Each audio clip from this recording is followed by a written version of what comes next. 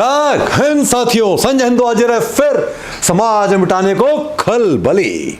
दोस्तों, माँ बाप बच्चों की परवरिश में अपना तन मन धन जीवन सब कुर्बान कर देते हैं, लेकिन आज कलयुग में एक बेटा इतना स्वार्थी जिसने कि बाप के अरमानों को और बाप की खुशियों के दिन उसे किया था रक्त से लाल। क्या है पूरा मामला, बने रहे मेरे साथ। एक फोर्स रिटायर्ड व्यक्ति ने दिल्ली में आकर के अपने परिवार को पलाया बढ़ाया और हंसता खेलता पूरा परिवार, पत्नी, लड़का और एक लड़की, अच्छा खासा जीवन गुजर रहा था। बच्चे बड़े हो गए थे और जीवन में घर के मकान में खुशियां ही खुशियां बिखर रही थी। सुबह 5 बजे बेटा जिम्नेशियम के लिए मॉर्निंग वॉक पर निकलता है। जब वो लौट करके आता है तो देखता है दरवाजा खोलने के बाद उसके मुंह से चीख निकल पड़ती है। वो चिल्ला पड़ता है, देखता है कि घर के अंदर रक्त रंजित एक नहीं, 2 नहीं, 3 लाशें उसे रोने पर मजबूर कर देती है। उसके पिता की, मां की और बहन की किसी ने बहुत ही निर्मम तरीके से कर दी थी हत्या। आस पड़ोसी लोग इकट्ठे होते हैं। वो बताता है कि मैं तो सुबह जिम चला गया था, जिम से लौट कर आके देखा है तो मेरे मां, पिता और बहन की किसी ने कर दी है निर्मम हत्या। बहुत रो रो के उसका बुरा हाल था और पड़ोसी भी समझते हैं कि किसी ने लूट के इरादे से कर दी है इस परिवार की हत्या। पुलिस जांच में जुटती है और सारे सबूत जुटाती है, लेकिन वहां से कोई भी ऐसा तथ्य निकल के सामने नहीं आता है जिससे कि साबित हो कि लूट के इरादे से या किसी अन्य तरीके से हत्या की गई हो। जांच में जब पुलिस देखती है कि दरवाजा बाहर से बंद था, लड़का ताला लगा के गया था, आने के बाद लड़के ने स्वयं में ताला खोला, खुद एंटर हुआ, तो फिर आखिर हत्यारा गया किस तरफ से था और हत्या हुई किस तरीके से है। पोस्टमार्टम की रिपोर्ट में निकल के सामने आता है कि तीनों की हत्याएं किसी धारदार हथियार से की गई थी और उसमें संघर्ष का भी कोई निशान मौजूद नहीं था, यानी कि किसी व्यक्ति ने उन्हें नींद में ही, गहरी नींद में ही मौत की नींद सुला दिया था। पुलिस जांच में जुटती है और तहकीकात आगे बढ़ती है। तहकीकात के आगे बढ़ने के बाद जो सच निकल के सामने आता है वो समाज को पूरा डरा देता है और पूरे दिल्ली में मच जाती है खलबली है। और जब पुलिस गहराई में पहुंचती है और ऐसा सच निकल के सामने आता है कि सब लोग रह जाते हैं हतप्रभ। बाप जो कि अपने बेटे की करतूतों से, उसे चाल चलन से परेशान था, वो अक्सर बेटे को टोका करता था, उसे कैरियर को लेकर के वो उसे हमेशा चेताया करता था। बेटी बड़ी होनहार थी, पढ़ने में भी और कामकाज में भी, और इसी वजह से शायद बाप का बेटे की तरफ रुझान और प्यार काफी ज्यादा था और यही कहीं ना कहीं उस बेटे को अंदर अंदर खल रहा था। बाप चूंकि रिटायर्ड था, एक फौजी था, तो कुछ संपत्ति भी उसके पास में थी। एक बार बाप बाजार से आ रहा होता है और देखता है कि उसका नौजवान लड़का किसी लड़की के साथ में घूम फिर रहा है और रंगरेलियां बना रहा है। बाप भड़क उठता है और सबके सामने कर देता है उस बच्चे की पिटाई और यहीं से बच्चा बाप से हो जाता है विद्रोही।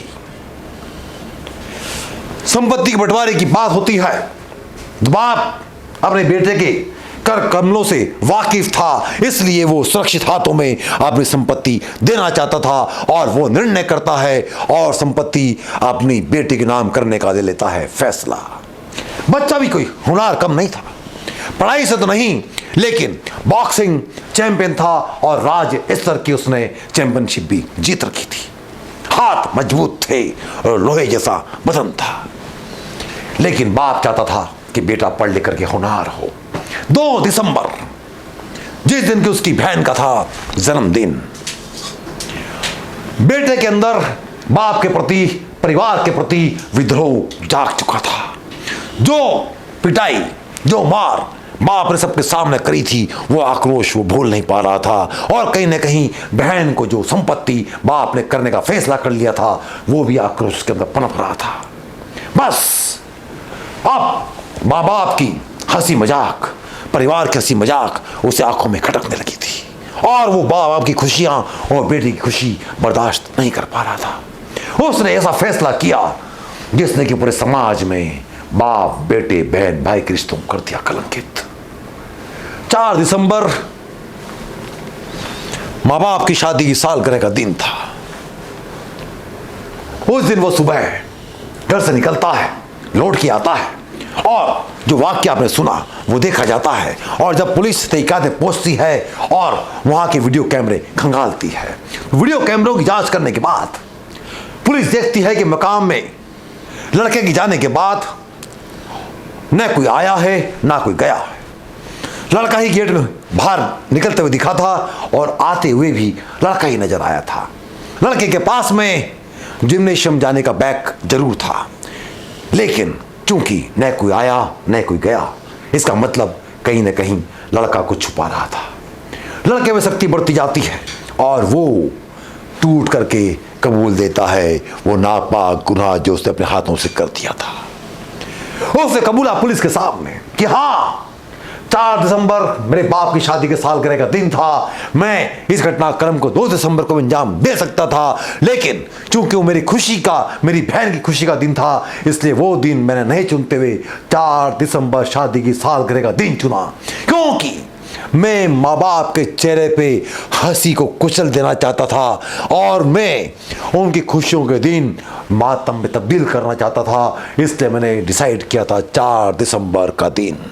और 4 दिसंबर शादी की सालगिरह के दिन वो सुबह धारदार हथियार से अपने माँ बाप और बहन की कर देता है निर्मम हत्या। हत्या करने के बाद वो अपने कपड़े बदलता है, जिम के बैग में उन कपड़ों को डालता है और निकल जाता है, बड़ी यात्रा पर जाता है और किसी पार्क में उन कपड़ों को फेंक देता है और फिर लौट करके आता है और बना देता है लोगों के सामने एक झूठी कहानी।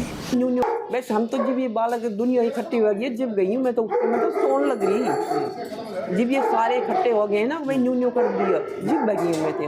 कुछ ना इसके लड़के ने बताई आके, लड़का 5 बजे गया यहाँ थे लड़का, इसकी मम्मी उठ रही है और इसकी मम्मी अपनी मम्मी से कह के गया है, भाई मम्मी मैं जिम जा रहा हूँ, और भीतर से कुंडी लगाई है, बाहर से ताला लगा गया छोरा, और फिर आया है ना तारा खोल लिया तो खून हुए पाई। इतनी पता हो बेटा, आगे मन कुछ नहीं।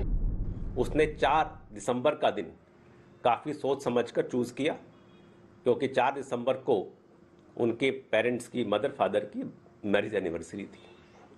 तो उसको था कि इस दिन सब लोग अच्छे माहौल में होंगे और मुझ पे कोई शक नहीं करेगा, तो इसलिए उसने ये दिन बड़ी ही प्री प्लानिंग से चुना था। कानून हमेशा मैं कहता रहता हूं, हाथ मजबूत है, हाथ लंबे हैं। कानून से कितना भी दुर्दांत और कितना भी चतुर मुजरिम क्यों न हो, बच नहीं सकता है। और पुलिस के सामने आ जाता है उस लड़के का सच और पुलिस देती है उसे सजा। लेकिन साथियों, यही किस्से और यही सच्ची कहानियाँ आपके सामने लेने का आने का मकसद मेरा एक ही है कि समाज में जो हो रही है खलबली, उससे आप रहे सावधान। बच्चों पर शुरू से ही अपना शिकंजा रखें मजबूत। बच्चों में अगर आपके 2 या 3 या 4 बच्चे हैं, उनमें फ़र्क का एहसास ना होने दें। आज का ज़माना कुछ और है, बच्चों को दंडित करना है, पनिशमेंट देना है, तो आप अकेले में दें, सबके सामने उन्हें ना दें, ताकि वो लज्जित अपने आप को महसूस न करे। अब ज़माना बदल गया है, मच रही है खलबली। फिर मिलेंगे आप और हम अगले किसी एपिसोड में ऐसी कुछ खबर लेकर के। जब तक के लिए जय हिंद।